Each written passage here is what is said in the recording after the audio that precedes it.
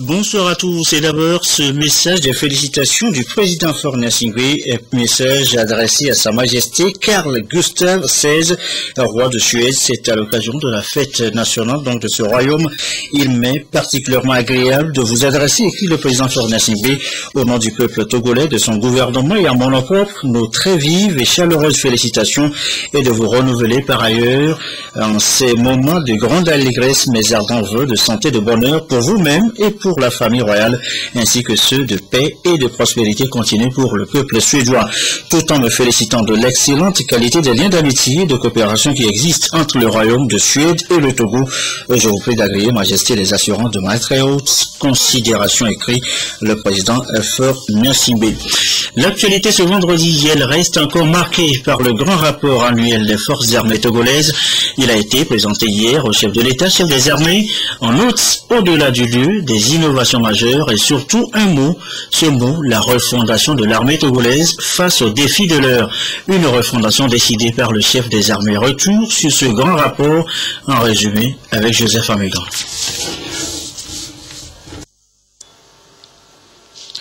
C'est au palais de la présidence de la République que pour la première fois, les forces armées togolaises se sont retrouvées dans leurs différentes composantes pour présenter leur rapport annuel au chef de l'État Faure Gnassingbé, chef des armées.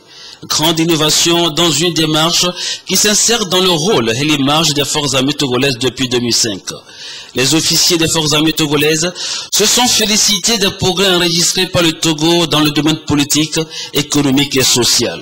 Le chef d'état-major général des FAT, le général Félix Katanga, a encouragé le président Faure Gnassingbé à garder le cap des réformes engagées.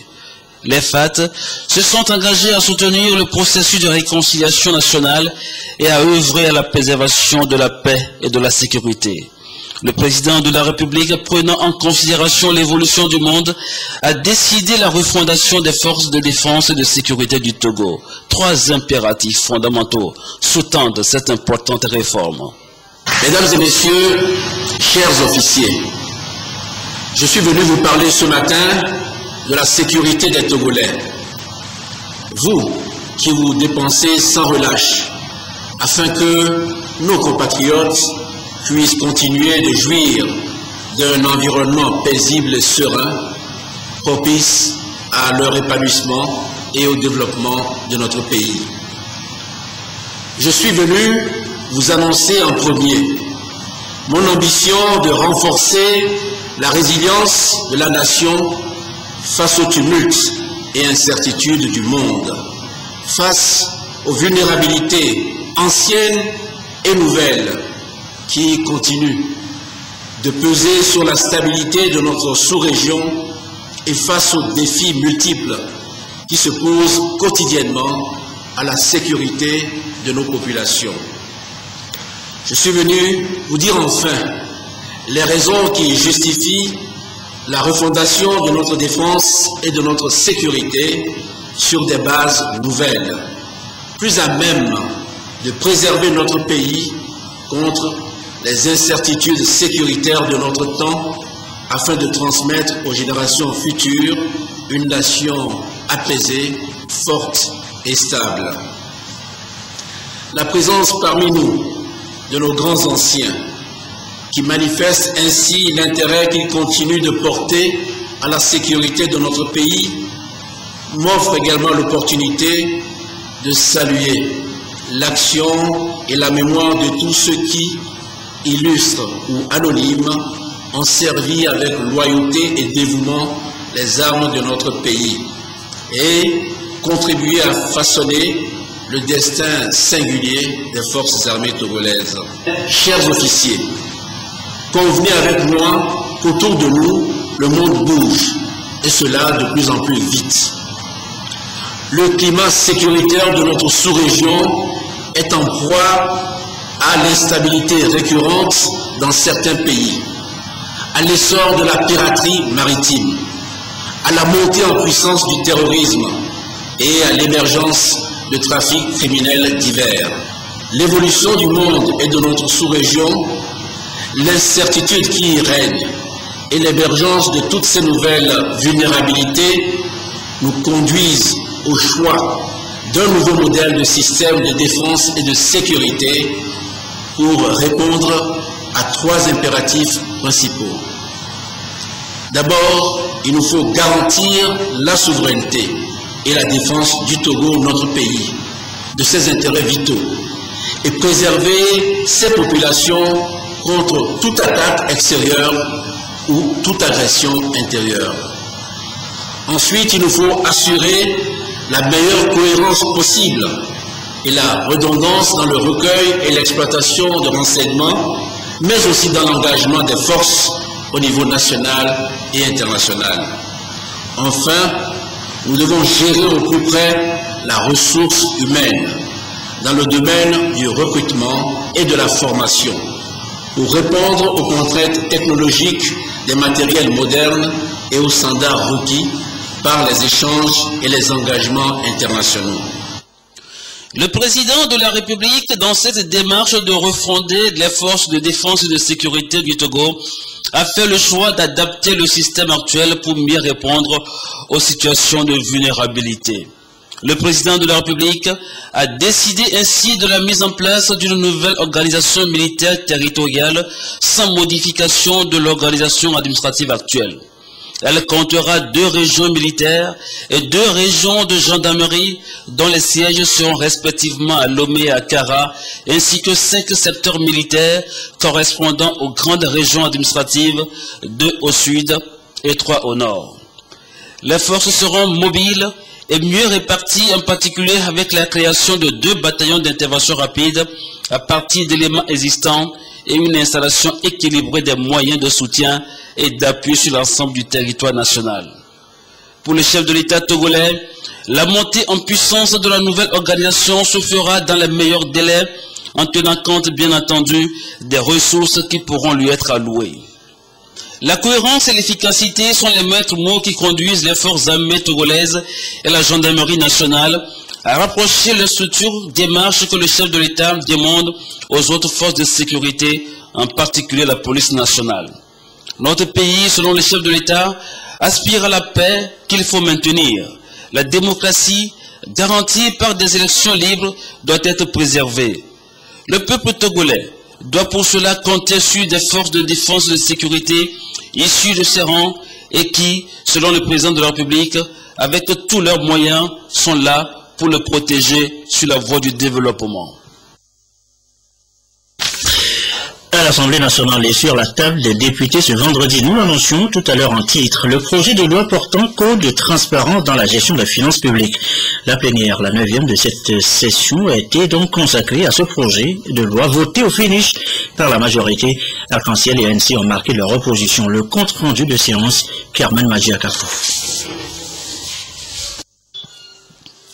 La loi portant code de transparence dans la gestion des finances publiques est relative aux principes et obligations de gestion des fonds de l'État et des administrations publiques. Il énonce les principes de l'État de droit que sont l'égalité, la transparence, le contrôle démocratique et la responsabilité dans la collecte de l'utilisation des fonds publics. Le projet de loi a été adopté par la majorité des députés présents. Pour le gouvernement, la mise en application de cette loi sur les finances et le règlement général sur la comptabilité publique vont consolider les acquis réalisés par le Togo au cours des dernières années en matière d'assainissement des finances publiques et la bonne gouvernance. C'est une directive de l'UEMOA que nous sommes en train de transposer, comme l'ont fait les 7 autres pays de l'UEMOA. Et nous avons entrepris depuis 2008 un vaste programme de réforme portant sur l'assainissement des finances publiques. Et au jour d'aujourd'hui, nous avons réalisé pas mal d'avancées dans ce domaine. Cette loi qui vient d'être adoptée sur la transparence viendra consolider les acquis des réformes de ces avancées que nous avons réalisées. Une bonne gouvernance est cruciale pour assurer durablement la stabilité macroéconomique et une croissance de qualité. Pour la 3e vice-présidente de l'Assemblée nationale, Patricia Dagbanzovide, une gestion saine des finances publiques est essentielle pour le Togo afin de se mettre en phase avec les nouvelles réformes en cours. Cette loi qui vient étoffer notre arsenal juridique est à mon avis d'une très grande portée. D'abord parce qu'elle s'inscrit dans la droite ligne des efforts des États de l'espace UEMOA en vue de l'approfondissement de leur intégration régionale avec des avantages multiples au plan économique et financier. Ensuite, il faut saluer le vote de ce jour parce qu'il a pour objet la transparence dans la gestion des finances publiques. La transparence favorise le débat public sur la base d'informations avérées et par ailleurs renforce la responsabilisation et la crédibilité des pouvoirs publics. Et toutes ces considérations mises ensemble m'amènent à affirmer que la loi portant code de transparence dans la gestion des finances publiques marque la détermination du gouvernement à franchir un palier supplémentaire dans l'orthodoxie financière et une gestion saine des finances publiques, très chère au chef de l'État et Sonsingna Gnassingbé. L'adoption de cette loi permet au Togo de se conformer aux règles communautaires. À signaler également dans l'actualité ce soir, cette réunion du comité sectoriel promotion, protection sociale et emploi.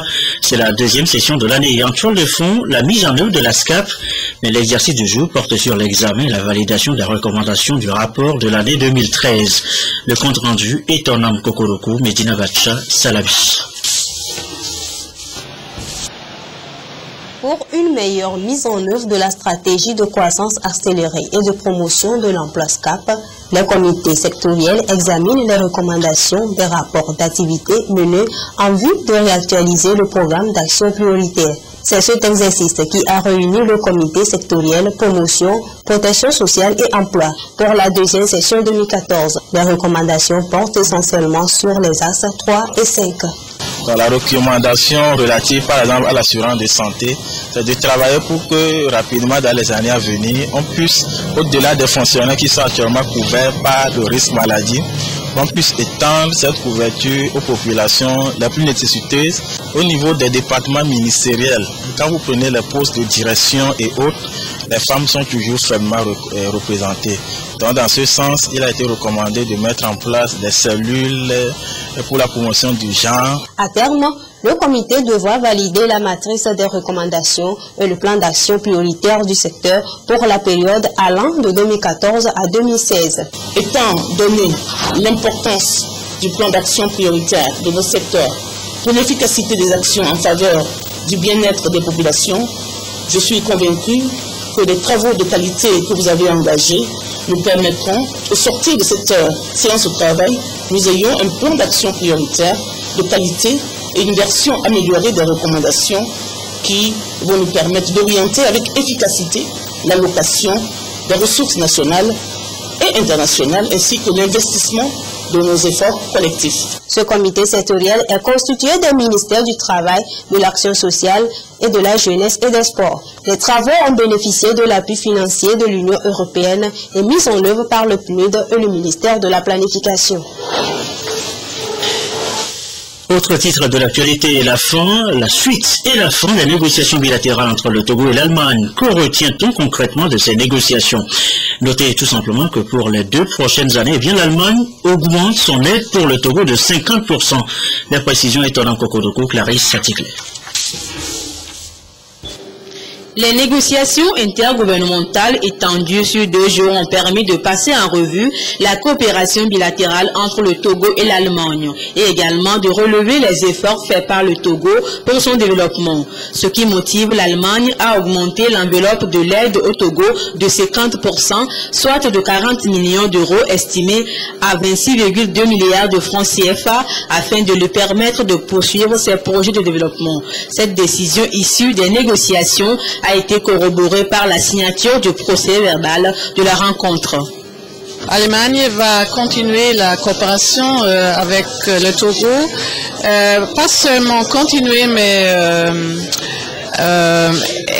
étendre et intensifier considérablement. L'Allemagne a a déjà soutenu financièrement le Togo avec près de 500 millions d'euros. Et depuis de la coopération en 2011, les deux pays mettent tout en œuvre pour qu'elle se renforce davantage.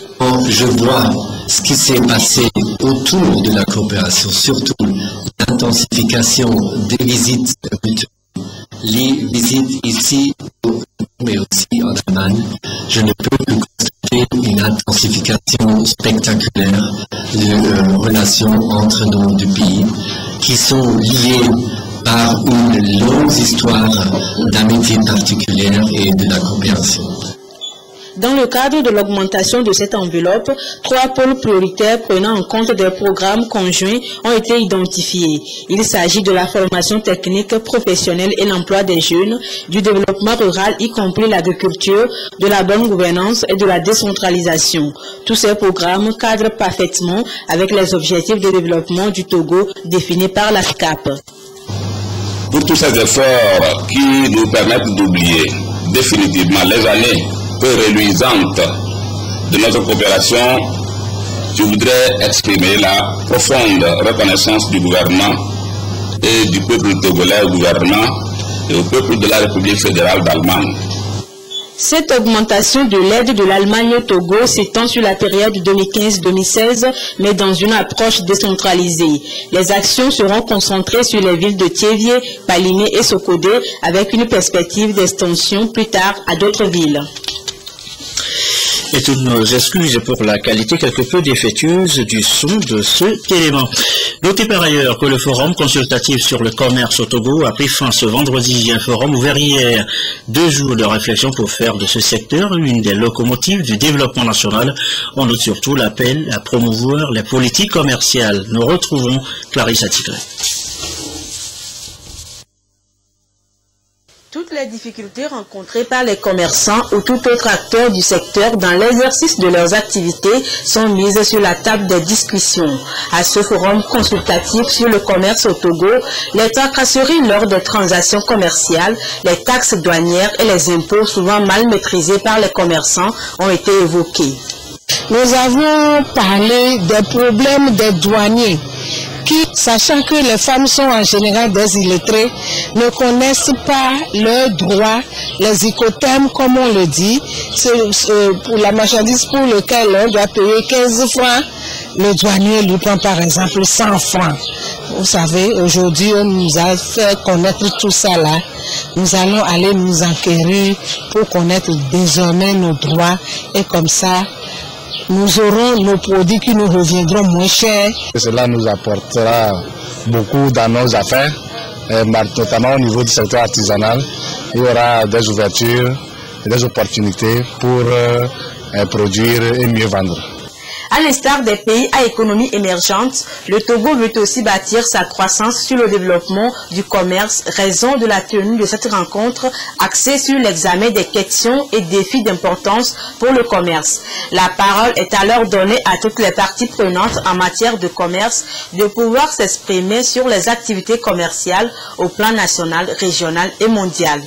Pour nous, il s'agissait de donner une tribune aux partenaires, aux parties prenantes en matière de commerce pour échanger sur des sujets importants tels que la facilitation des échanges, le développement de la politique, la stratégie de croissance accélérée et de promotion de l'emploi, le volet commerce, si le commerce a été pris en charge.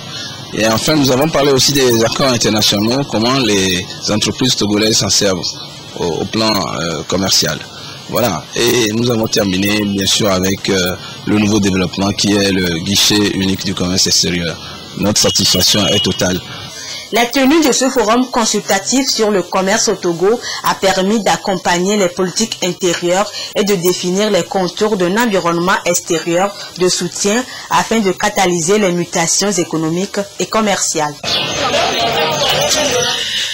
Évoquant la donne tout à l'heure, voici justement ce nouvel outil qui pourrait aussi participer à la promotion du commerce. Performance, eh bien c'est son nom, c'est le nouveau magazine que l'Office togolais des recettes, le commissariat des douanes et droits indirects viennent de lancer. Un magazine de 4 pages consacré à la publication des activités des services douaniers. Ça devrait renseigner davantage. Eric Ganipo, Carmen Madjé, à Capou. Performance, le nouveau bulletin qui permet au commissariat des douanes et des droits indirects de communiquer avec le public. Opérateurs économiques, commerçants et partenaires peuvent désormais avoir accès à l'actualité au niveau des douanes. Qu'il s'agisse des performances atteintes par les inspecteurs vérificateurs ou les partenaires et les commissaires en douane, en tout cas tout y est. Ce magazine de 4 pages comporte 4 rubriques essentiellement consacrées à l'économie, la fiscalité, la facilitation des échanges et la protection du marché national. Aujourd'hui, nous communiquons sur ce que nous réalisons en termes de recettes. Nous communiquons également que nous sommes là pour protéger la population contre l'introduction de produits illicites, la drogue. Vous savez qu'aujourd'hui, l'aéroport est doté de chiens renifleurs. Quand vous passez par là, on est en mesure de vous prendre si vous avez des objets prohibés sur vous. Vous voyez, tout ça doit être communiqué pour que nos missions puissent être appréciées. L'année 2014 a été placée au niveau des douanes sous le thème de communiquer, partager l'information pour mieux coopérer. Et pour mettre en œuvre les objectifs du projet Performance initié en avril 2010 par la Banque mondiale, il est impérieux pour les douanes de communiquer assez pour être en phase avec les réformes en cours au niveau des régies financières du Togo. Le projet Performance est un projet qui a été initié par l'Organisation mondiale des douanes pour mesurer de façon chiffrée les performances réalisées par nos administrations douanières en se basant sur un certain nombre d'indicateurs. Par exemple, le nombre de manifestes que nous avons enregistrés au cours d'un mois, tout cela est pris en compte pour pouvoir expliquer la performance ou la contre-performance que nous réalisons. Le magazine Performance est donc un trimestriel d'information qui est à son numéro 0. Le commissariat des douanes et des droits indirects a également modernisé ses outils de communication en ligne. Un nouveau site web est ainsi créé pour une meilleure visibilité du projet Performance. Ce portail est accessible sur le www.douane.tg. Cette cérémonie a été l'occasion de récompenser les meilleurs inspecteurs vérificateurs et les meilleurs partenaires des douanes. On en vient maintenant à la santé. D'abord, le tabac, toujours considéré, vous le savez, comme nocif à la santé. 8 millions d'individus pourraient en mourir d'ici à 2030 si rien n'est fait pour réduire, voire décourager la consommation. Alors, on a pensé aux taxes sur le tabac. Il faut les augmenter, dit l'Alliance pour le contrôle du tabac en Afrique. C'était le 30 mai dernier, la journée de lutte contre le tabac. Élisée Koto. Le tabagisme fait près de 6 millions de morts chaque année, dont plus de 600 000 fumeurs. Au Togo, selon une enquête en 2011, 53,8% d'hommes et 29,2% de femmes consomment de façon quotidienne du tabac directement ou indirectement. Une situation préoccupante que l'UEMOA, la CEDEAO et l'OMS veulent réglementer en augmentant les taxes sur le tabac, ce qui permettra d'une part à réduire la consommation des groupes à faible revenu et d'autre part, ces hausses de taxes vont générer une augmentation des recettes publiques issues de la fiscalité sur le tabac. L'augmentation de la taxe a pour premier but de décourager les populations qui sont dans le milieu défavorable pour que ces personnes ne soient pas exposées au danger du tabac. Actuellement, les techniciens ont fini la réflexion et donc la balle est maintenant dans le camp des politiques pour que ce que nous avons eu à adopter au niveau de l'UEMOA soit maintenant applicable d'ici peu. Plusieurs efforts sont accomplis par le Togo dans la lutte contre le tabac. Le leadership que le Togo est en train de faire aujourd'hui, c'est d'amener tous les autres pays de l'espace à atteindre les 45%. Et aussi voir surtout, comme nous sommes appelés à augmenter les taxes du tabac, voir comment est-ce qu'on pourra augmenter ces taxes, si possible à 100%, parce que les pays l'ont fait. Et lorsqu'on arrive, c'est la population qui gagne. Parce qu'en augmentant les taxes, on réduit l'accessibilité des produits du tabac et on sauve des vies humaines. Des avertissements sanitaires seront inscrits sur les paquets de cigarettes à partir du 1er juillet prochain. Il est 20h25. Direction maintenant la cour d'assises de Lomé. L'unique séance de l'année se poursuit sur place. Hier jeudi, devant la juge, le dossier Gaston Vidada, du nom de cet ancien militant obus et président de l'Union des forces de l'avenir. Une affaire d'homicide volontaire, de violence volontaire, de vol qualifié, de groupement de malfaiteurs.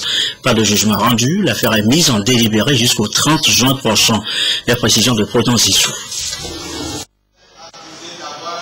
Après 10 heures d'audience ce jeudi, la Cour n'a pas rendu le délibéré de cette affaire d'homicide volontaire, de violence volontaire, de vol qualifié et de groupement de malfaiteurs.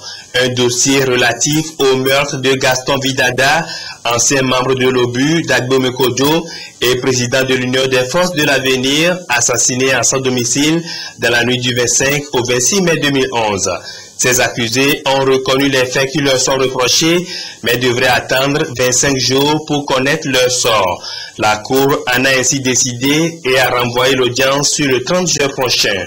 Motif, l'indisponibilité de l'un des avocats de la défense, Maître Zeux Sajabon, pour raison de santé. Son client, Korodi Ahoroku, attendait être jugé en présence de son avocat.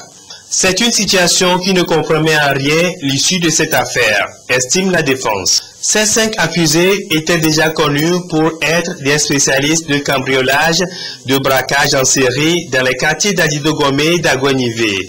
Il devait être 6 à comparaître, mais le 6e, Joe Obeng, dit Joe Blackie, interpellé au Ghana, n'a pas encore été extradé. Sur les 4 opérations menées en un mois, ils ont mis fin à la vie de 4 personnes.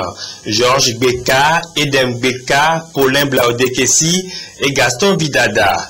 En attendant le 30 juin, jour de leur prochaine comparution, ces accusés ont été ramenés dans les geôles pour continuer de méditer sur leur sort. Dans le reste de l'actualité, la prolifération des armes de destruction massive en Afrique, préoccupation majeure du Centre des Nations Unies pour le désarmement. Il a réuni hier les experts concernés par la question. Nous reviendrons sur le sujet dans nos prochaines éditions. Du désarmement, on en vient au débarquement. On se souvient de l'histoire de la Grande Guerre. C'était en 1934, le 6 juin précisément. Les Alliés débarquaient sur les côtes de la Normandie. C'est pour libérer la France. Elle s'en souvient aussi et commémore sa libération ce 6 juin, 70 ans après. Regardez. 70 ans après, il a embarqué pour un voyage dans ses souvenirs. Direction les côtes françaises, les plages de Normandie, où Victor Walker a débarqué à l'aube du 6 juin 1944. Ce jour-là, la mer était mauvaise. On a perdu pas mal de camarades qui sont tombés par-dessus bord. J'ai failli tomber aussi. J'ai été déséquilibré, mais j'ai réussi à attraper quelque chose. Ceux avec qui j'étais, 6 au total, ont coulé à pic. L'opération Overlord prend les Allemands par surprise. Ils l'attendaient plus au nord. Malgré tout, ils résistent et pour les Alliés, les pertes sont lourdes. 4000 hommes sont tués au premier jour. Jim Martin est américain. Il fait partie de ceux qui avaient été parachutés quelques heures avant le déclenchement de l'opération. Une expérience qu'il n'a pas hésité à revivre à 93 ans. Magnifique. C'était différent? C'est sûr. Cette fois, personne ne m'a tiré dessus. C'était beaucoup mieux. 150 000 hommes ont débarqué le jour J, en majorité des Américains, des Britanniques et des Canadiens. 70 ans après, ils ne sont plus que quelques milliers à pouvoir encore témoigner. C'est le 70e anniversaire. C'est encore plus émouvant que d'habitude et en même temps, c'est la même chose. On pense toujours aux camarades qu'on a perdus ici et dans les environs. On apprécie le moment tout simplement. Il y a des larmes dans mes yeux, vous pouvez les voir. Elles sont toujours là, pour mes amis. Anonyme, officiel, l'hommage est unanime pour célébrer ceux qui ont changé le cours de l'histoire. Et on va refermer cette édition sur cette opération de reboisement initiée par le ministre des Travaux publics, Nissa Onyofam, qui a lancé donc cette opération avec la collaboration des entreprises ayant exécuté les travaux de nos nouvelles routes. Le temps donc donné, des plans ont été mis en terre aux abords de l'avenue La Nouvelle Présidence et d'autres avenues. On regarde le sujet de Solange Koulou et de Erlo Kidifou. Les nouvelles routes de la capitale ont été reboisées ce jour par le ministère des Travaux publics. Le ministre Nissa Onyofam et ses collaborateurs ont donc lancé une grande campagne de reboisement sur les nouvelles voies à la place des arbres abattus pour la construction des routes. Le ministère, en collaboration avec les entreprises, a choisi des plants adaptés qui ne vont pas dégrader la route. Les autres plantes, quand on les plante, les racines vont en profondeur et des fois dégradent la route au fur des années. Mais cette essence a cette particularité, les racines ne se propagent pas pour détruire la route. Des milliers de kilomètres de voies seront reboisées, aussi bien à Lomé qu'à l'intérieur du pays, pour ainsi contribuer à la conservation du couvert végétal. Nous venons de donner le coup d'envoi de cette opération qui va consister à la mise en terre de 2000 plants. Alors, la question qu'on va me poser, c'est de savoir comment on va pouvoir entretenir, parce qu'une chose est de planter et l'autre chose la plus importante d'ailleurs, c'est le suivi pour que l'entretien, pour que l'arbre puisse grandir. Alors, nous avons signé un contrat avec des jeunes qui, pour une période donnée, 1 an, pour pouvoir suivre l'entretien et nous allons veiller à ce qu'aucun arbre ne disparaisse. L'opération a été lancée sur l'avenue de la Nouvelle Présidence. La mise en terre des plants s'est poursuivie sur le boulevard d'Agbalpé-Dogan avec le groupe Seco BTP et sur l'avenue Maman-Danita avec l'entreprise GER. L'avenue de la Libération a été prise d'assaut par le groupe Satom et le reboisement du grand contournement est assuré par l'entreprise chinoise des travaux publics. Communiqué avant de refermer cette édition suite à une réunion tenue le 5 juin 2014 avec le collège des délégués généraux de l'Université de Lomé. Le ministre de l'Enseignement supérieur et de la Recherche porte à la connaissance des étudiants et étudiantes des universités de Lomé-Kara que la direction des bourses et stages vient d'achever le traitement de toutes les réclamations relatives aux allocations de secours et aux bourses pour le compte de l'année universitaire 2013-2014.